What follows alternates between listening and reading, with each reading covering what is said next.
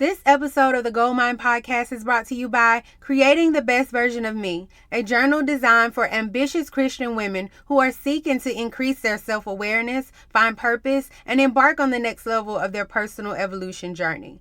As entrepreneurs, career women, mothers, leaders, world changers, it is so important that we invest in our mindset and well-being, and journaling is one of the simple but powerful ways of doing that. This isn't your typical blank page journal. Besides the carefully curated morning and evening prompts, you'll also find a primary aim questionnaire that is designed to help you clarify your purpose, and a whole section of affirmations to help you retrain your thinking and speaking into positive patterns. This journal is easy to use, has plenty of room for writing and reflecting, and guaranteed to help you become the best version of yourself. You do not want to go through 2019 without this journal. Buy your copy on Amazon today. The link is in the show notes. You're listening to episode 58 of The Gold Mine Podcast. As women, we have to invest that time in getting to understand who we are. Be ambitious, be bold, create the life of your dreams. This is the Gold Mine Podcast with your host, Adrienne Dion.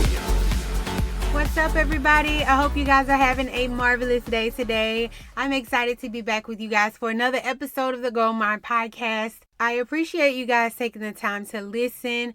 And as always, I ask that if you're listening right now, take a minute to screenshot, post it on your Instagram, post it on your stories, your feed. If you're not following me, make sure you follow me.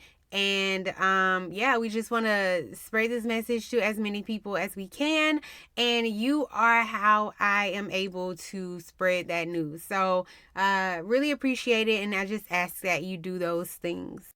There is nothing new, too much going on in my life other than I'm less than 60 days away until my wedding. And I'm just excited about that because basically everything that was planned, like all the pre-wedding events, won't happen until like this month and next month. And so I just feel like everything is happening at once. It's not overwhelming. I'm very excited about it, but time is moving super fast. So just pretty much just that going on. I would love to know what you guys are up to. It's officially summer 2019, and so I know you guys probably have a lot of plans and a lot of things going on, so I would love to know what you guys are up to these days as well. I feel like I talk about my wedding, so in my little world, that's the only thing that's going on.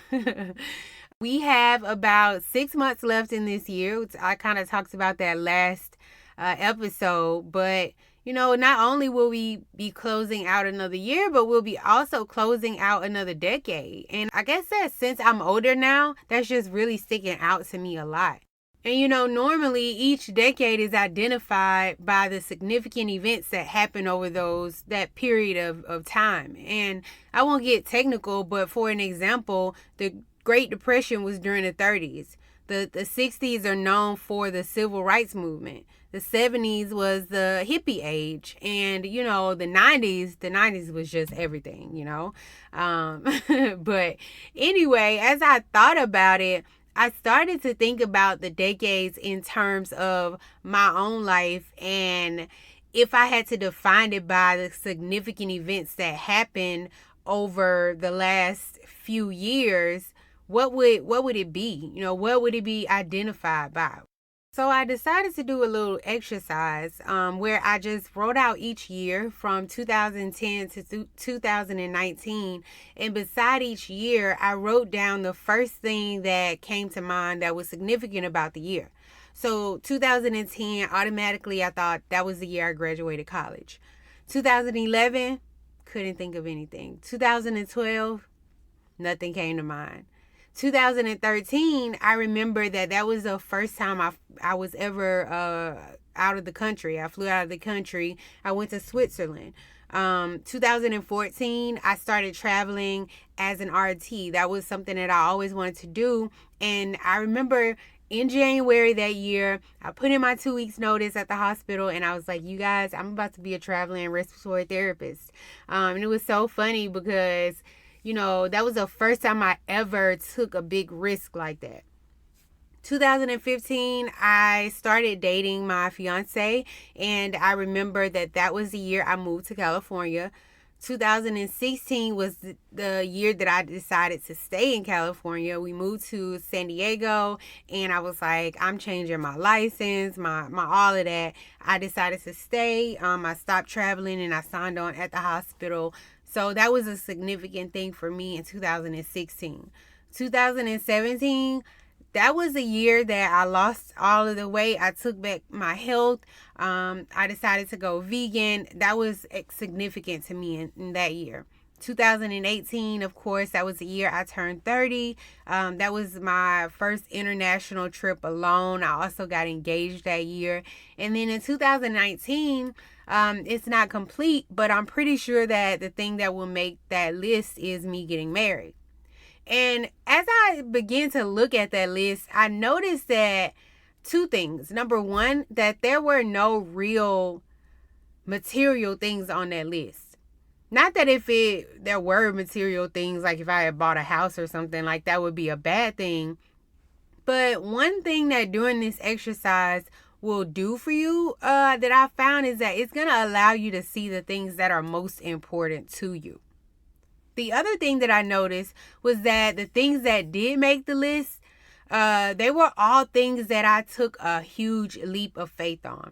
When I sat down and I just looked at that list, I was like, I can really remember how scared I was at the beginning, of each of those things. When I made the decision to okay, this is what I'm going to do, I just remember being super scared, not really sure of what the outcome was going to be. But for whatever reason, I took the risk and it turned out fine. And so just for a side note, that just goes to show you why the things that you are most afraid to do are the things you need to do most, because those are the things that's going to matter to you in the end.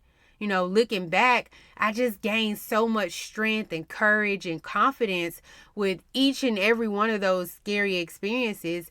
And it's only helped me to grow and to do more things that would enhance my life. Now, I'm pretty sure I tried other things during those times. I mean, I feel like I accomplished a lot. And it's funny because now that I'm thinking about it, I also got my master's degree at some point during that time, but that didn't even make the list. Like that wasn't even significant for me. I'm pretty sure I failed at a lot of stuff too, but honestly, I really just can't remember. Now, I mean, don't get me wrong. I'm pretty sure that if I think hard enough, I could probably come up with a lot of bad things that happened during the last 10 years, or 9 years or whatever. But I mean, to be honest, obviously those things really weren't significant enough to make the list, so they really don't matter. Now, I want to go back just a little bit to the 2 years, 2011, 2012, that I couldn't think of anything that was significant during that time. Like, I don't even know what I was doing at that point, but I feel like that really shows how unconscious I was living life. Like, I'm pretty sure that I was, right out of college. I was lost, didn't know what to do because I didn't have anybody telling me, what to do anymore. If you remember on a couple episodes ago, we talked about being future focused and how it's not a new concept because we've lived our life like that, just looking for the next best thing. And so, from when we were young, we were always, go to school, decide what you want to do, go to college, get a job. And I had done all of that. And I'm pretty sure I was just at a period of okay, so now what? I don't even know what to do anymore. But I'm pretty sure I was doing a lot of buffering and partying and a lot of nonsense. And to a certain extent, that's okay, because obviously at some point I got tired of doing that and I decided to do something different. So you could say that it was almost necessary. But I think it's just important to note that unintentional primal brain living, is not the way to live, because it will never produce anything momentous for you. It will only cause you to recreate that same life over and over again, because it's full of old beliefs and old, thoughts and patterns that your brain will just continue to recycle and use. I think one way to know if you're living that way is if you're continuing to make new goals each year and you just never accomplish them, or you continue to have the same goals year after year. I talk about goals a lot, and it's because goals challenge old belief systems and they stretch you. So that's why it's so important for you to have them. And I'll even go on to say this because I hear a lot of people say, well, I really don't do the whole New Year goal thing or New Year resolutions because, whatever. But most of the people that are saying those things, they don't make goals at all. It's not just they don't make New Year goals. They don't make goals at all. And that's a definite sign of unconscious living. The fact that it's a new year isn't important. I agree with that. But you should have some set of mile markers or time frames in place for accomplishing things. But to get back to my point, I really suggest that you guys sit down and do that exercise where you write down all of the years and write down what significant events come to mind when you think of each year. Look at what all of those things have in common. Are most of them failures? Because if they are, that just tells you how much you're focused on what's negative or what's lacking in your life rather than the positive things. Are those things, most of them materialistic? Are you happy with the significant events that have been occurring these past 10 years? Are they a representation of the person that you want to be? Or are they a representation of what other people want for you? Were those things planned or did they just happen unintentionally? Is there a trend of progression or decline or even stagnation? The answers to those questions will tell you a lot about the way that you've been living your life and what you've been focused on. But the most important thing I want you to figure out, though, is why each of those things stood out as significant to you. And that's really important because it paints a picture of your heart and what your priorities are. The focus of your heart, which is how you prioritize things, will determine what the rest of 2019 and the next decade will look like for you. Proverbs 4:23 says, "Guard your heart above all else, for it determines the course of your life." Everything we do flows from our heart. So our hearts are a very important, if not the most important piece of the puzzle when it comes to what we're going to experience in our lives. Yet a lot of people really rarely ever pay attention to our hearts. And I can say that because I was one of those people. A few weeks ago, I was kind of just preparing for the rest of the year. Of course, all the memes was going around and like, oh, it's 6 months left in the year. I'm like, oh, I need to tighten up. Let me make sure I'm on course. And I was just, preparing and thinking about some ideas. And I was praying and asking God about how to execute some ideas I had for my business. And can you believe that the only thing that God was saying was he was correcting me about something I had said earlier to my fiance. And he started showing me how I was wrong for doing and saying what I had said. And he was just like telling me about like, these are some bad habits that you have and that you need to spend time correcting. And listen, I was really mad about that. Like I was big mad, not because I didn't agree with what God was telling me or I didn't want to apologize or anything like that. But I'm like, God, like, right now, I'm like business mode, like tell me that in the morning when I first wake up and, whatever. Like right now, I'm trying to get the business stuff. Like, how come every time I ask you about business stuff, you're always telling me about something I need to correct about me? Like I was just like, come on, like I'm trying to make stuff happen. I'm trying to make some money, accomplish the things that's on my goal list. And, it's easy to get caught up in our plans. We're ambitious, we're goal-oriented. We have things that we want to do.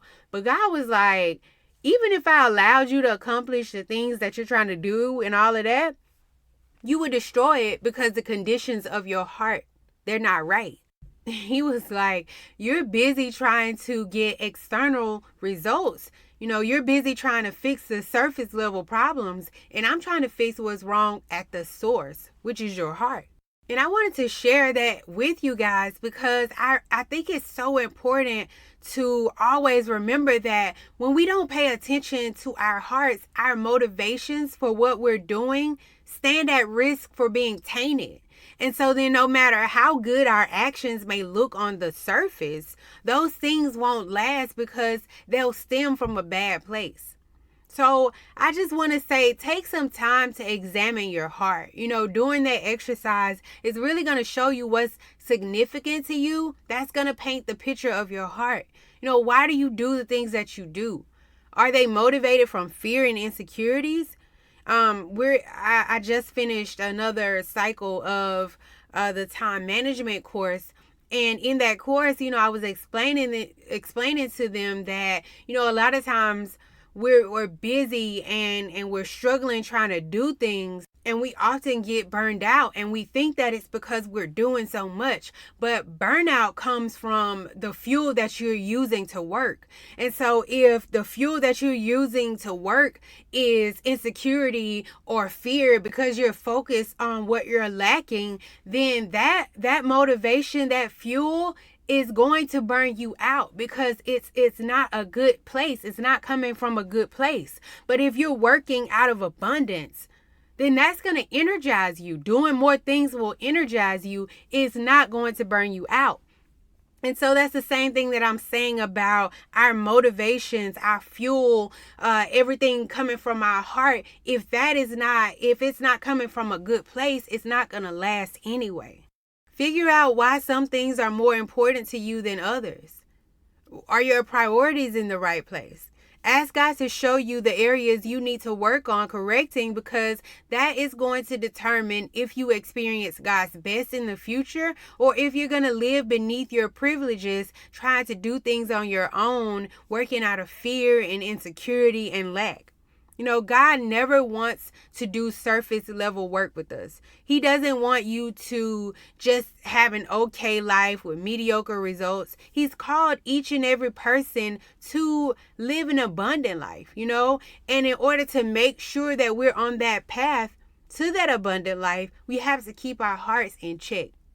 Now, I kind of want to switch gears here a little bit, because a lot of you guys are looking at 2019 and you're giving up because 6 months have already passed and you just aren't where you thought you would have been by now. You've been paying attention to your heart, and your motivations are in the right place. So you're frustrated that you haven't been able to accomplish more. You're looking at those unanswered prayers as if God hasn't come through for you, and you're thinking like, okay, maybe this just isn't for me to do, or this is just too much for me to ask or believe in. And I want to ask you a really serious question right now. Are you ready for what you're asking God for? Are you able to handle that position that you want, or that thing that you're really, really asking God to let you achieve? Are you really prepared for dealing with everything that comes with accomplishing that goal? Please be honest with yourself and just really think about that for a minute. So many times we want God to perform miracles and to give us things, but when he does, then what? Your self-confidence is so low that you won't even be able to show up and do what you need to do to keep it. Your time management skills and discipline is so bad that it'll all be taken away from you before you know it. Your ego is so big, you'll run everyone away that would be there to help you because you aren't prepared. That is what I believe God meant by not focusing on external results, but instead fixing the internal things that produces the external results, because we can only create what we are. Don't ever think that when you get a certain thing or you get to a certain position that you'll just automatically change, or you'll just automatically know how to, perform at that level, and that all your problems are just going to go away. No, it will only make those problems bigger. It's going to only expose those insecurities even more. Just like money will make more of who you already are, the same goes for achieving your goals. If you were a cheapskate with $20, then you're going to even be more of a cheapskate when you have $200. If you can't manage your time well now with the 9 to 5, you're only going to waste more time working as an entrepreneur. So those unanswered prayers that you think that God is just forgotten about you and he's not coming through, or is it just not meant to be? That's really God's protection. You know, he knows you, and he knows that if he had allowed you to get the things that you wanted, you would have messed it up because you aren't prepared to handle it. Christians are always the most ill-prepared people. Like, we love to just throw things together and just be like, oh, we just gonna pray God just works it out. No, I used to be choir director at my dad's church, and over praise and worship, and we would be in rehearsal and not get stuff right, and I would have them go back over it again and again, and they're just like, oh, we just gonna just God gonna work it out Sunday. No, he's not. We can't go through life just praying and asking God for miracles to happen when we don't prepare and be prepared for it. The people that God used in the Bible, they were skilled. It says that they were skilled. They perfected their craft. Why do we not want to perfect our craft? Why do we want to just get the position or become the person? Like, why don't we want to go through the process? That's a very important part of the puzzle. Like, we have to stop doing that and be prepared. Be prepared for what it is that God is telling you. And you don't have to force things to happen. Proverbs 10:22 says, the blessings of the Lord maketh rich, and he added no sorrow with it. Another version says that the blessings of the Lord brings wealth without painful toil for it. So that right there should show you if what you have or what you're trying to do is a blessing from God. Because if you're in a struggle mode, then you're operating in self, trying to do it alone without God. And don't get me wrong, I'm not saying that there won't be obstacles along the way, but that's what you have God for. You don't have to try and force the goals and the plans you set to happen. Psalms 127:2 says, it is vain for you to rise early, to retire late, and to eat the bread of anxious labors, for he gives blessings to his beloved even in his sleep. I know you're ambitious, and it's okay to have goals and to be goal-oriented and to have things that you want to do. But it's not our job to worry and hustle and to go crazy trying to make something happen that we're asking God for. That's not our job. Philippians 4:7 says, do not be anxious about anything, but in every situation, by prayer and petition, with thanksgiving, present your requests to God. That's our job. Our job is to do that and to prepare for what we are praying for. Not asking God for a car, but then you sit at home and scroll on IG or play video games all day. How are you planning to pay for that car when God gives it to you? When he makes a way for you to have a car, how do you plan on paying for it? You can't just say, Lord, I want to make $100,000 this year, but when you get paid every 2 weeks, and you're making $2,000, but all of your bills are always past due and your account is always in overdraft. How do you think that you can manage $100,000 when you haven't learned to manage $2,000? Get your account out of red first. Learn how to do that. Learn how to not overspend and to live beyond your means. And then God will be able to, to bless you. Not be able to, but he will bless you. Get prepared. A lot of people are praying for a spouse or a healthy relationship, but you hate being by yourself. How can you expect someone else to want to be with you when you don't even like being with yourself? Spend time getting to know yourself and what you like so that you can properly communicate that when God does send somebody your way. So I guess the main thing I'm just saying here is just that if you've been doing everything you know how to do to accomplish what's on your goal list and it hasn't happened for you yet, there is a reason for it. Ask God to show you what areas you need to work on to get ready for the blessings that you're asking Him for. We have 6 months left in this year, and I know that you're hearing that a lot. And, people are saying you need to make sure you secure the bag and you do this and you do that. Listen, if you want to end this year and this decade with success, the answer is not learning more strategies and implementing more things and hustling harder. The answer to having a successful end to this year is examining your heart to make sure that your motivations and your priorities are in alignment with the results that you want and getting yourself prepared for the things that you are asking God for. We don't want God to send us opportunities and the things that we're praying to Him for, and they pass us by because we aren't prepared, or they slip through our hands because we aren't prepared. Find out what areas you're lacking in and do everything you can to supplement that. Read books, take classes, go to workshops. We're in the information age now. And so there just isn't any excuse not to be prepared for the things that you are asking God for. Make sure you're able to manage the blessings that He wants to give you. That is the answer to a successful end. So take your focus off of getting those external results and say, God, show me how to have success from the inside out. Show me how to make sure that I'm able to keep the things that you're blessing me with, that my motivations are good, my priorities are straight, because everything you do is going to come from your heart.